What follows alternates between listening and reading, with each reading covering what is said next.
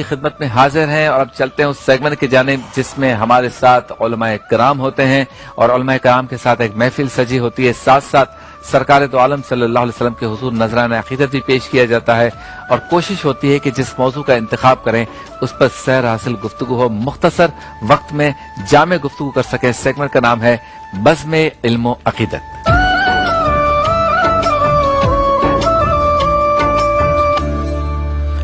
بزم علم و عقیدت میں آج ایک ایسا موضوع ہے جو ہر گھر کا موضوع ہے اور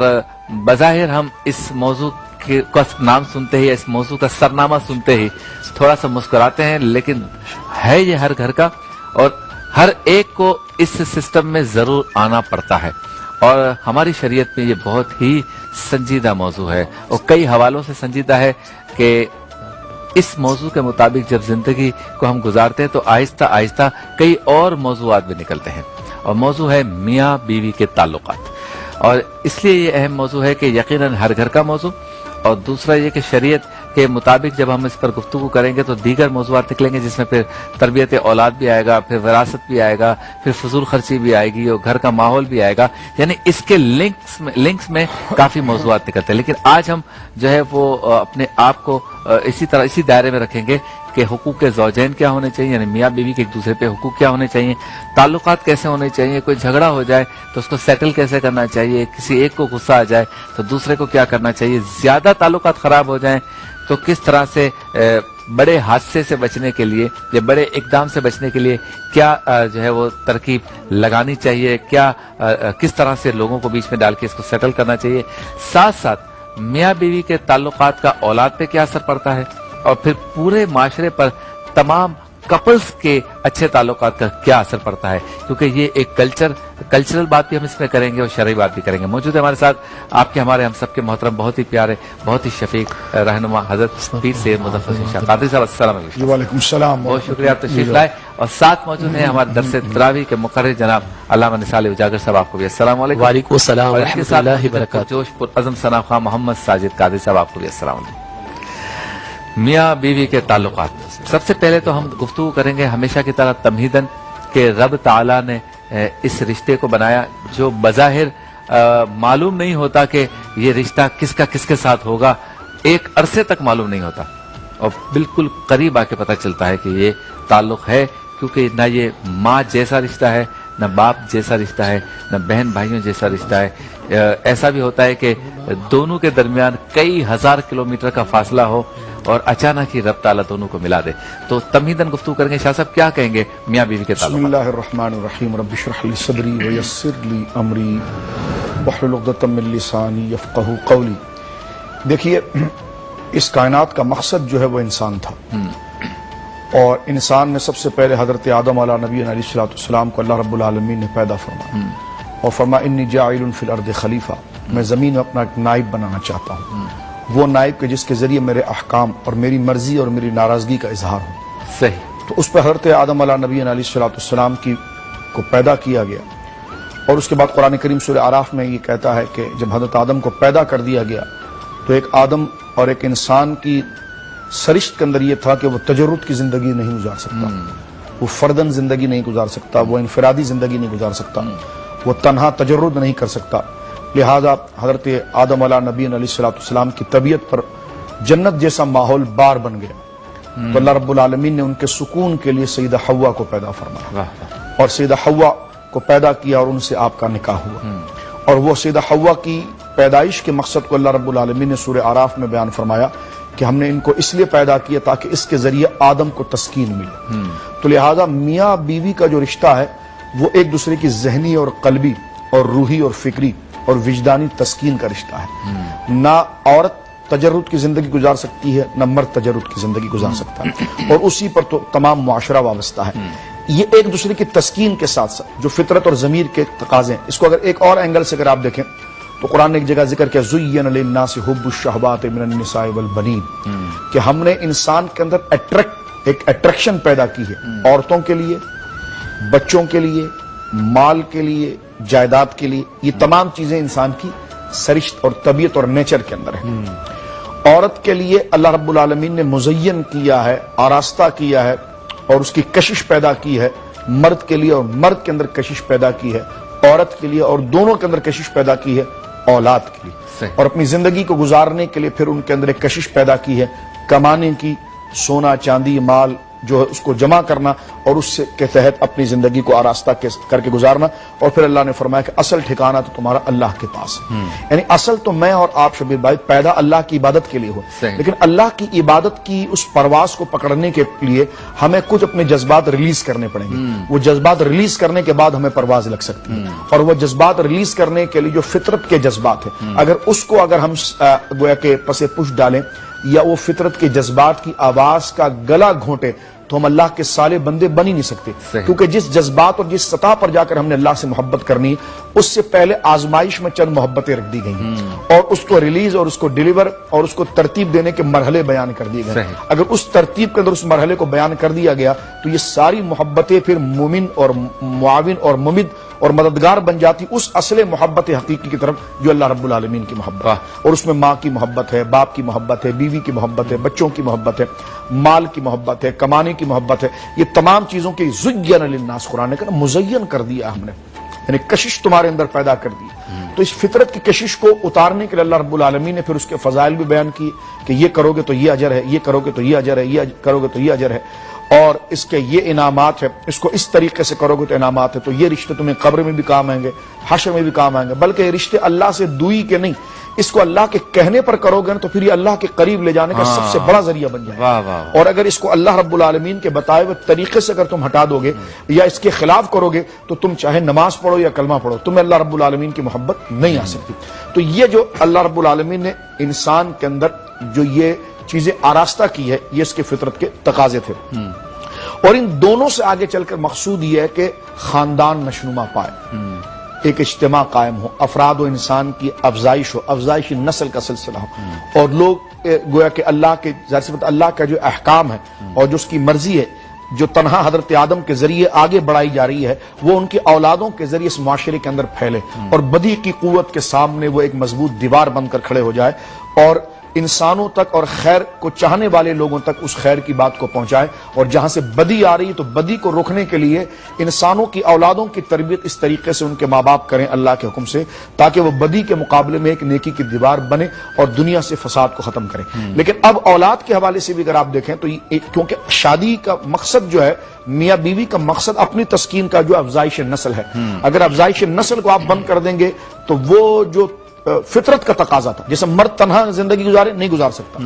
عورت گزارے نہیں گزار، کیونکہ فطرت کے ساتھ اور ایک اپنے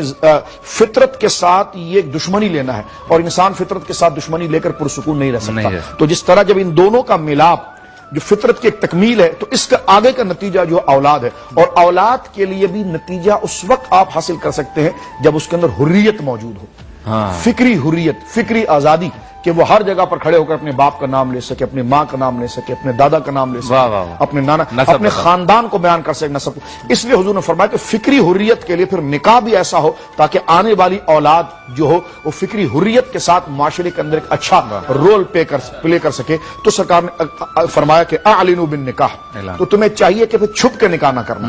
اعلنوا بالنکاح، کیونکہ اس سے اولاد کی حریت وابستہ، ان کی آزادی وابستہ، ان کو اعلیٰ سے اعلیٰ تعلیم مل جائے، لیکن اگر وہ معاشرے میں اپنے باپ کا نام بتاتے ہوئے شرمائے نا تو اس کے اندر یہ کمزوری احساس گویا کہ کمتری جو اس کے اندر آ گئی ہے وہ اس کو ایک ایسی بہت بڑی خرابی کی طرف لے جائے گی کہ وہ تنہا نہیں جائے گا، اپنے ساتھ بہت بڑے معاشرے کو لے جائے گا۔ یہ دہشت گردی، یہ نا امیدی ہے، جو دہشت گردی میں لوگ استعمال ہوئے وہ نا امیدی کی طرف گئے، جو فساد کی طرف آئے وہ نا امیدی کی طرف۔ تو اصل نا امیدی یہ تھی کہ ماں باپ کی طرف سے وہ قرار کا نہ ملنا یا وہ آزادی کا نہ ملنا۔ تو سرکار دو عالم صلی اللہ علیہ وسلم نے اس قدغن کو دور کرنے کے لیے فرمایا کہ اولادوں کی آزادی کے لیے تم کیا کرو، اعلنوا بالنکاح، نکاح چھپ کے نہ کرنا۔ صحیح،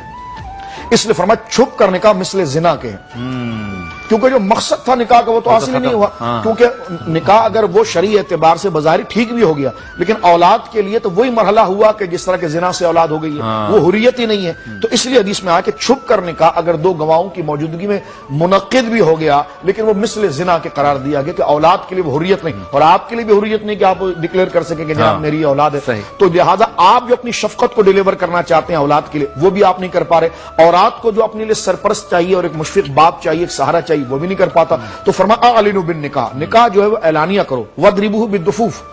اس کو اعلانیت ایک صورت ہے کہ اس زمانے میں اعلان کے لیے دف بجائے جاتے تھے، وہ کرو. اور وجعلوا فی المساجد، اس کو مسجدوں میں کرو. ہاں مسجدوں میں قرآن مراد کیا ہے کہ آپ کے مسجد اس محلے کا بھی بندہ آ رہا ہے، اس محلے کا بھی آ رہا ہے، اس شہر کا بھی آ رہا ہے، اور وہ دیکھ رہا ہے جناب کیا ہو رہا ہے. اچھا اس خاندان کی شادی اس میں ہو رہی واہ ہے، واہ یہاں کی بیٹیاں، تو ایسی تشہیر ہے کہ کوئی ابہام نہ ہو، شک نہ ہو، تاکہ پتا چل جائے کس کی بیٹی کہاں بیاہی گئی اور کس لڑکے کے گھر کس کی بیٹی کو لایا گیا، اور دو خاندان کون سے یہاں پر ایک قریب رشتے کے اندر آ گئے، سبحان اللہ، تاکہ سبحان آنے اللہ. والی اولاد کے لیے فکری آزادی ہو اور وہ معاشرے کے اندر اور بچوں کے ساتھ وہ آزادی سے کھیل سکے، زندگی گزار سکے، اپنے بچپنے کی جو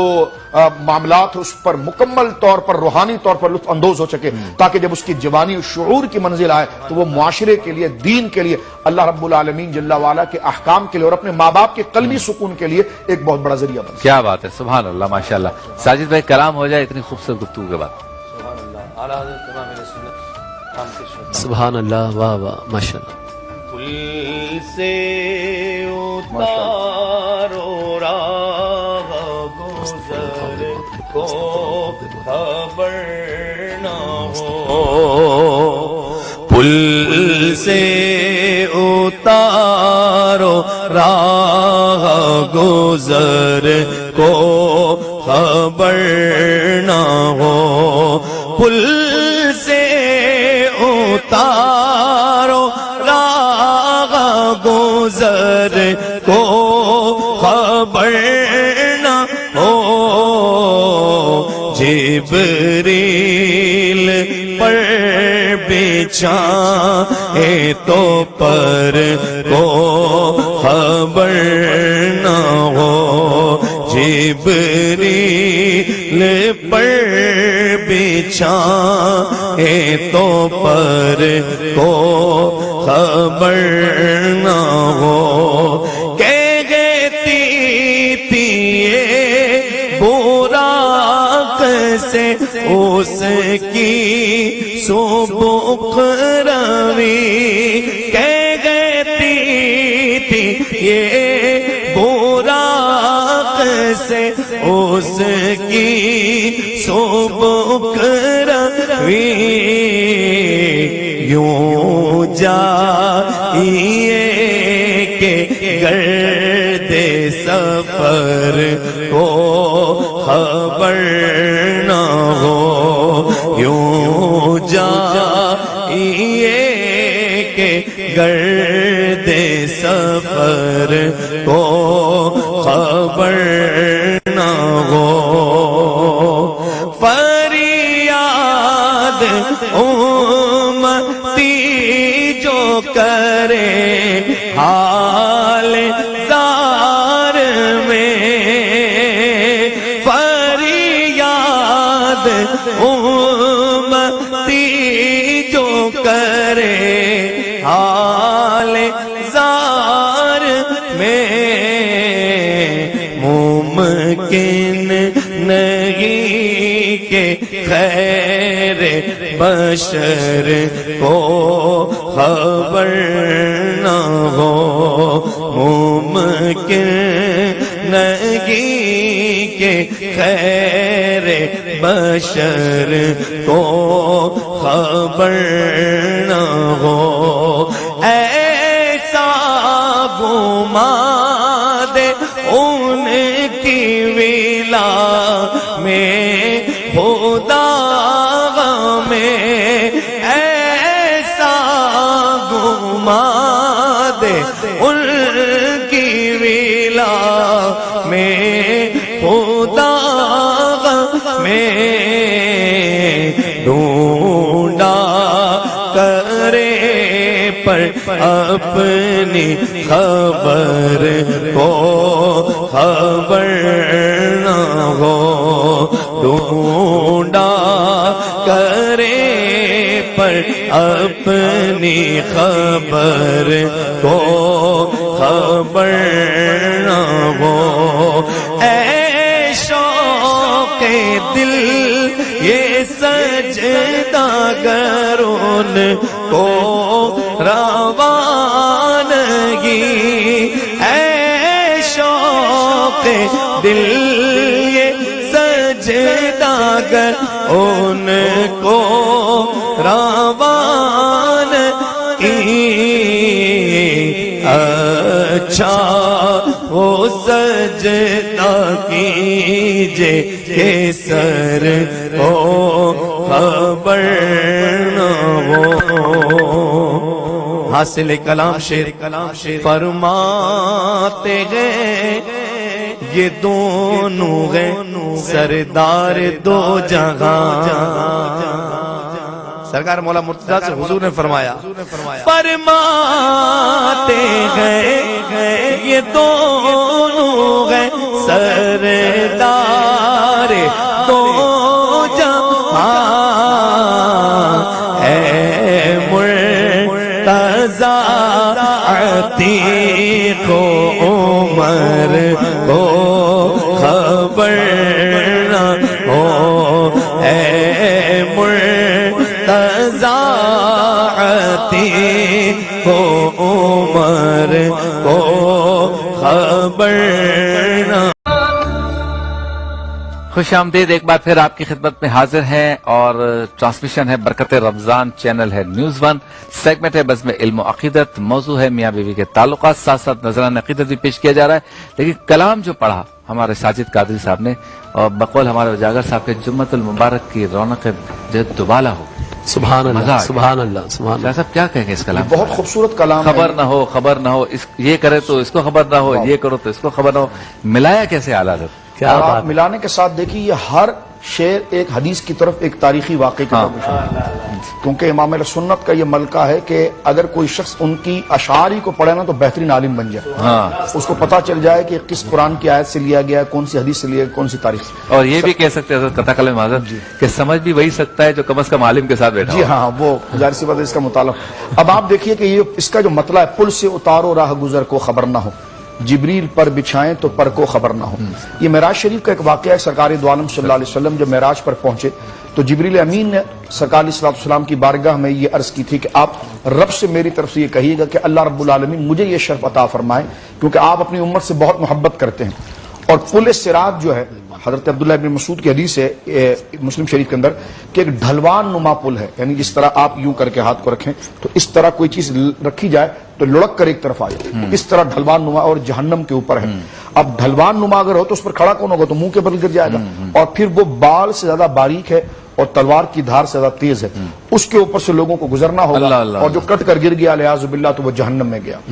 سرکار علیہ السلام نے یہ بھی تو فرمایا کہ میری امت جب آ کر کھڑی ہوگی تو جو میری امت کا سب سے پہلا بیج جو کھڑا ہوگا ان کے چہرے چودھویں کی چاند کی طرح چمک رہے ہیں. جب اللہ کہے گا گزرو تو وہ پلک جھپکنے میں گزریں گے، یعنی ایسے پلک جھپکنے میں گزریں گے. اس کے بعد جو گزرنے والے ہوں گے تو فرمایا اسی طرح رفتار کے ساتھ جو میری امت گزرتے رہے گی. لیکن جبریل امین نے یہ عرض کی کہ یا رسول اللہ، اللہ رب العالمین سے میری طرف سے درخواست کریں، آپ کریں کہ اللہ مجھے یہ کرم فرمائے مجھ پر کہ کل قیامت کے دن جب آپ کی امت پل صراط سے گزرے تو پھر میں جو ہے وہ اپنا پر پل صراط پر رکھ دوں. ٹھیک، اور آپ کی ساری امت میرے پل صراط میں میری جو ہے آپ کی ساری امت میرے پر آ جائے. صحیح. اور میں پر سے جو ان کو گزاروں تو پل سے گزارو راہ گزر کو خبر نہ ہو، جبریل پر بچھائیں تو پر کو خبر نہ ہو. تو امام اہل سنت غیرت کرتے ہوئے کہتے ہیں یا رسول اللہ ہم تو آپ کے مانگتے ہیں. ٹھیک ہے جبریل نے یہ کہا تھا لیکن جبریل کیا گزاریں؟ آپ گزاریں، اور ایسا گزاریں کہ جبریل اگر پر بھی بچھائے ہو تو ان کے پر کو بھی خبر نہ ہو. پل سے گزارو راہ گزر کو خبر نہ ہو، جبریل پر بچھائیں تو پر کو خبر نہ ہو. اور آپ دیکھیے کہ اس میں ایک ایک شعر اگر آپ آگے چلتے چلے جائیں گے. ہاں، فریاد امتی جو کرے حال اظہار میں ممکن نہیں کہ خیر بشر کو خبر نہ ہو. یعنی سرکار دو عالم صلی اللہ علیہ وسلم کا جو دائرہ رسالت ہے اللہ رب العالمین نے اپنے فضل سے ان تمام دائرے کے اندر جو لوگ ہیں ان کی نگہداشت، ان پر نگرانی اللہ نے آپ کو عطا فرمائی. قرآن نے واضح طور پر دوسرے پارے میں فرمایا وَيَكُونُ الرَّسُولُ عَلَيْكُمْ شَهِيدًا. یہاں پر علماء نے لکھا ہے کہ علی صلہ آرائے شہید کا وَيَكُونُ الرَّسُولُ عَلَيْكُمْ شَهِيدًا، تو یہ علی صلہ بن رہا ہے شہید کا، اور علی جو یہ مخالفت کے معنی میں آتا ہے. یعنی اس کا معنی تو یہ بن جائے گا کہ علی کو صلہ جو علی صلہ آ رہا ہے تو اس کا معنی یہ علی مخالفت کے لیے آئے گا. تو معنی یہ ہو جائے گا کہ ہم نے آپ کو آپ کی امت کی مخالفت میں گواہی دینے والا بنایا. تو علماء نے فرمایا نہیں، یہاں پر علی کا معنی شہید کے ساتھ نہیں بلکہ یہاں رقیب کا معنی کیا جائے گا، اور معنی یہ ہوگا کہ ہم نے آپ کو آپ کی امت پر نظر رکھنے والا بنایا ہے. تو شہید ایک تو باب گویا کہ صفت مشبہ کا صیغہ ہے، اور آپ جانتے کہ اس میں فاعل حدوث پر دلالت کرتا ہے. اور صفت مشبہ جو ہے دوام پر دلالت کرتا ہے. تو یہاں پر شہید جو ہے فعیل کے وزن پر ہے, شاہد جو ہے وہ اس میں فاعل کے وزن پر ہے. تو شاہد میں تو حدوثیت پائی جا سکتی ہے لیکن شہید میں حدوثیت نہیں, وہ دوام ہے. تو فرمایا وہ یکون رسول علیکم شہیدا, ہم نے ہمیشہ آپ کو آپ کی امت پر نظر رکھنے والا بنا کر بھیجا. شاہ عبدالعزیز محدث دہلوی رحمہ اللہ نے اسی آیت کریمہ کے تحت لکھا ہے کہ سرکار دو عالم صلی اللہ علیہ وسلم کو اپنی امت کے ہر بندے کے احوال یہ پتا ہے کہ اگر یہ اللہ کے قریب ہو رہا ہے تو کس نیکی کی وجہ سے ہو رہا ہے, کس مقام کی وجہ سے ہو رہا ہے. تو سرکار دو عالم صلی اللہ علیہ وسلم اپنے نور عرفان نبوت سے اس بات کو جانتے کہ کوئی اللہ کے دربار سے دور ہو رہا ہے تو اس کی کیا خطا ہے اور کیا کمی ہے, آپ نور نبوت سے اس چیز کو جانتے ہیں. ایک قرآن کی آیت یہ ہے کہ فَكَيْفَ إِذَا جِئْنَا مِن كُلِّ أُمَّةٍ بِشَهِيدٍ وَجِئْنَا بِكَ عَلَىٰ هَٰؤُلَاءِ شَهِيدًا. محبوب وہ وقت کیسا ہوگا, فَكَيْفَ إِذَا جِئْنَا, وہ وقت کیسا ہوگا, اذا جئنا جب ہم بلائیں گے, فَكَيْفَ إِذَا جِئْنَا مِن كُلِّ أُمَّةٍ بِشَهِيدٍ, ہر امت میں سے قیامت کے دن ایک گواہ بلائیں گے جو اپنی امت کا سربراہ ہوگا اور اس سے گواہی لیں گے کہ بتاؤ تمہاری امت نے کیا کیا. وَجِئْنَا بِكَ, اور ہم لائیں گے پھر آپ کو عَلَىٰ هَٰؤُلَاءِ شَهِيدًا, اس گواہوں کے اوپر گواہ بنا کر. تو یہ قرآن کریم نے ذکر کیا, یعنی جب امتیں اٹھیں گی تو حضرت ابراہیم سے پوچھا جائے گا کہ تم نے اپنی امت کے ساتھ کیا کیا, تو وہ کہیں گے میں نے یہ کیا, یہ اعلان کیا. موسیٰ علیہ السلام کہیں گے یہ کیا, تو وہ امت کہے گی ہمارے کو تو کوئی بتانے والا آیا نہیں. یا اللہ اگر بتانے والا آتا تو اتنے دن کا بڑے دن کا مالک ہے اور تو مالک یوم الدین, ہم تیرا انکار کب کرتے. تو اللہ رب العالمین جل وعلا انبیاء سے کہے گا, عدالت لگی کہ یہ تو انکار کر رہے ہیں, اللہ جانتا تو اللہ سب کچھ ہے, خود ہی اللہ نے بھیجا, یہ تو انکار کر رہے ہیں تو تم کیا کہتے ہو, تمہارے پاس کیا گواہ ہے. تو وہ کہیں گے ہمارے پاس گواہ حضور نبی آخری زمان کی امت ہے, یعنی جو آخری زمانے میں نبی تشریف لائے جناب محمد رسول اللہ صلی اللہ علیہ وسلم, ان کی جو امت ہے وہ ہماری گواہی دے گی. تو اب یہ امت آ کر کھڑی ہوگی کہے گی کہ یا اللہ حضرت ابراہیم علیہ السلام سچ کہہ رہے ہیں اور ان کی امت جو ہے یہ جو بھی نبی ہے وہ سچ کہہ رہے ہیں, ان کی امت ان پر تہمت باندھ رہی ہے. تو وہ امت کھڑے ہو کر اللہ سے کہے گی یا اللہ یہ تو ہمارے دور میں تھے نہیں, تو یہ کیسے بتا سکتے ہیں کہ ہمارے پاس ابراہیم آئے یا ہمارے پاس لوط آئے یا ہمارے پاس شعیب آئے. تو حضور کی امت کہے گی کہ ہم تو نہیں تھے لیکن ہمارے نبی مکرم صلی اللہ علیہ وسلم نے ہمیں یہ ساری باتیں بتائی تھی. تو اب آپ دیکھیں یہ امت ان نبیوں کے لیے گواہ بنے گی اور حضور جو ہے وہ اس امت اور ان انبیاء تمام کے لیے گواہ بنا کر آئیں گے. اور گواہ کے لیے آئی وٹنس اس کو دیکھنا ضروری ہے. اگر وہ نہ جانتا ہو, اسے معرفت نہ ہو, علم نہ ہو, اب ایک بندہ سامنے موجود بھی ہو لیکن اس کو شعور ہی نہیں ہے کہ جناب کہ کیا کام ہوا اور کیا معاملہ ہوا ہے, تو وہ عدالت کے اندر گواہ نہیں بن سکتا. یا عدالت کے اندر ایک بندہ گواہ بن کے چلا گیا اور عدالت کے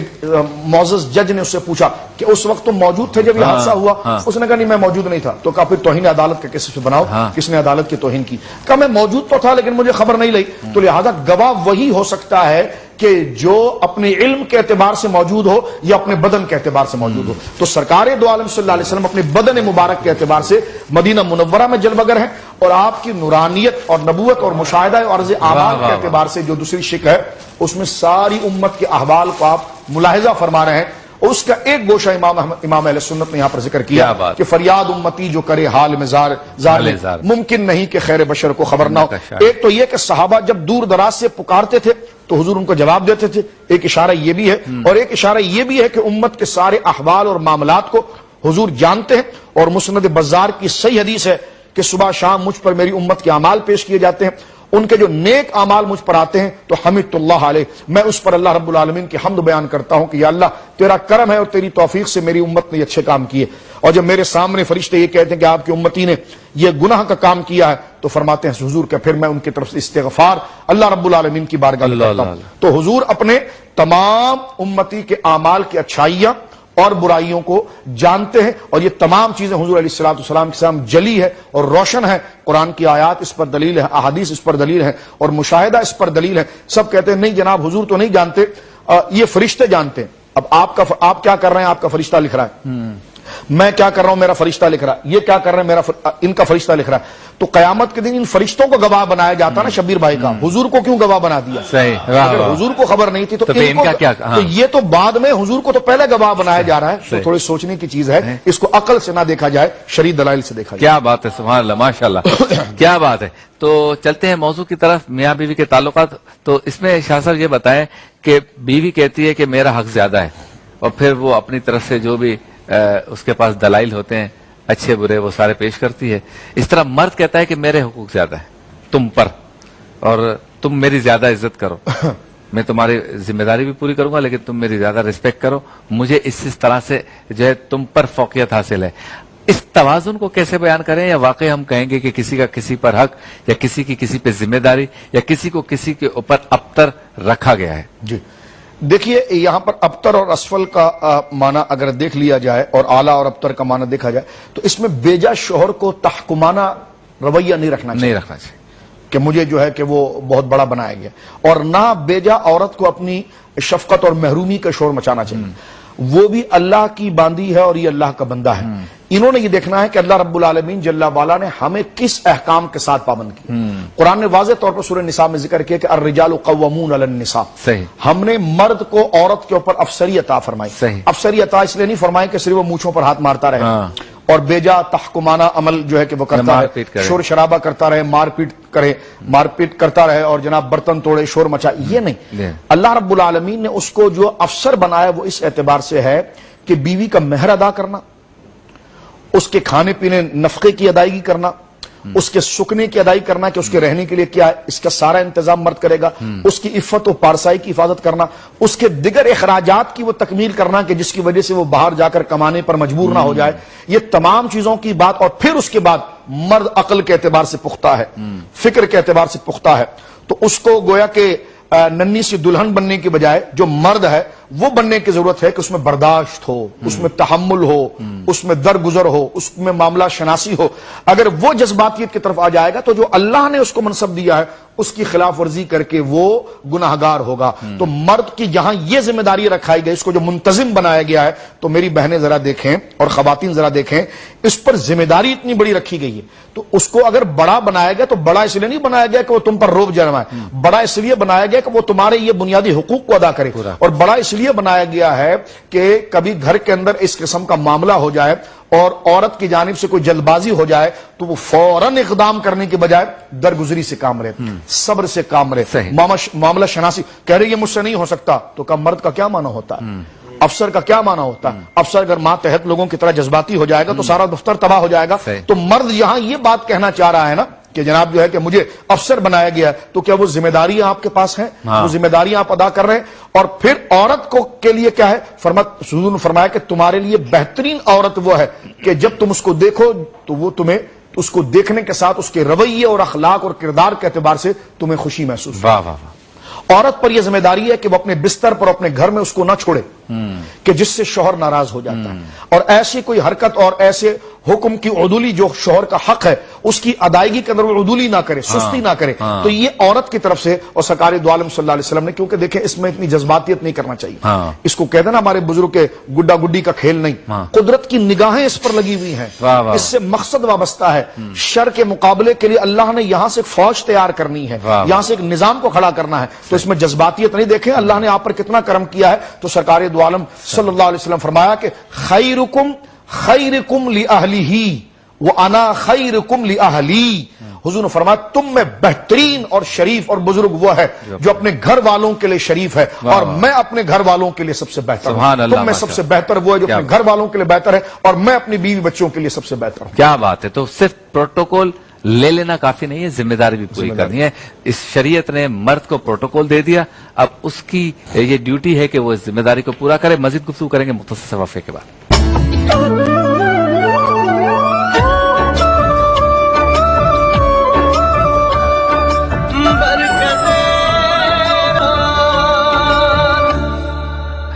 खुशामदीद, एक बार फिर आपकी खिदमत में हाजिर है। बरकते रमजान ट्रांसमिशन के साथ बस में इल्म अक़ीदत में हम मौजूद हैं। साजिद काजी साहब के कलाम से इस सेशन का आगाज करेंगे। जी।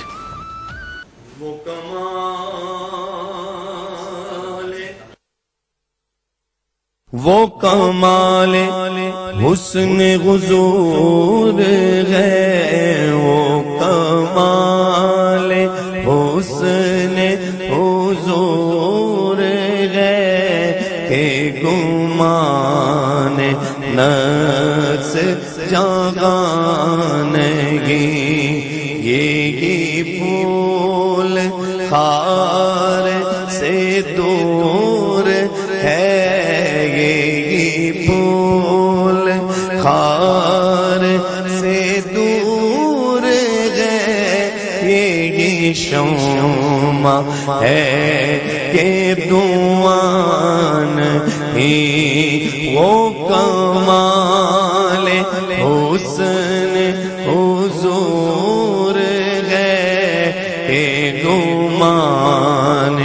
نفس جاگانگی دو جگہ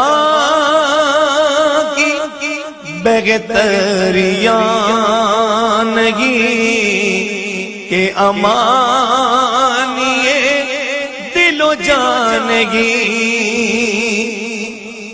دو جگہ کی بہتریانگی کہ امانیے دل و جانگی کہو کیا ہے وہ جو وہاں نہیں کہو کیا ہے وہ جو وہاں نہیں مگر ایک نہیں کہ وہ ہانگی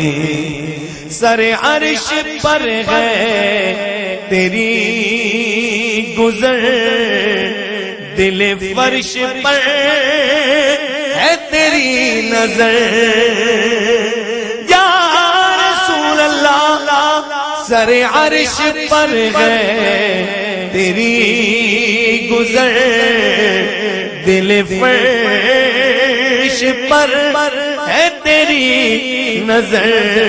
ملکوت تو ملک میں کوئی شے ملکوت تو ملک میں کوئی شے نہیں وہ جو تجھ پہ عیان نہیں وہ کمال حسن حضور ہے کہ گمان نفس جگانگی مکے کے تیز لوگ جو سامنے والے کو بات نہ کرنے دیں اتنا اپنے آپ کو ہوشیار سمجھے اعلیٰ حضرت فرما رہے ہیں وہی لوگ جب حضور آمنہ کے لال کے سامنے آئے وہی چنٹ لوگ وہی تیز لوگ جب حضور کے سامنے آئے تو ان کا حال کیا ہوا امام علیہ سنت فرماتے ہیں یا رسول اللہ تیرے آگے یوں گئے دبے لچے فصحا عرب کے بڑے بڑے تیرے آگے یوں گئے دبے لچے فصحا عرب کے بڑے بڑے کوئی جان منہ میں زبان ہی کوئی جان منہ میں زبان ہی نہیں بلکہ جسم میں جان ہی وہ کمال حسن حضور ہے کہ گمان نفس جاگانگی کروں مت گئے اگلے دوبل رضا پڑے اس بلا میں میری بلا کروں مت اگلے دوبل رضا پڑے اس بلا میں میری بلا کیونکہ میں گدا ہوں اپنے کریم کا میں گدا ہوں اپنے کریم کا میرا دین پارائے نانگی وہ کمال حسن حضور ہے کہ گمان نفس جاگانگی اللہ کیا بات ہے. اچھا شاہ صاحب اس میں ایک شعر تھا کروں تیرے نام پہ جاں فدا. ذرا پڑھ دے. کروں تیرے یا رسول اللہ، کروں تیرے نام پہ جاں فدا، نہ بس ایک جاں دو جگہ فدا، دو جگہ سے بھی نہیں جی برا، دو جگہ سے بھی نہیں جی برا، کروں کیا کروڑوں جگہ نہیں. اس کی تشریح بالکل شاہ صاحب سے پوچھتے ہیں مختصر سے وقفے کے بعد.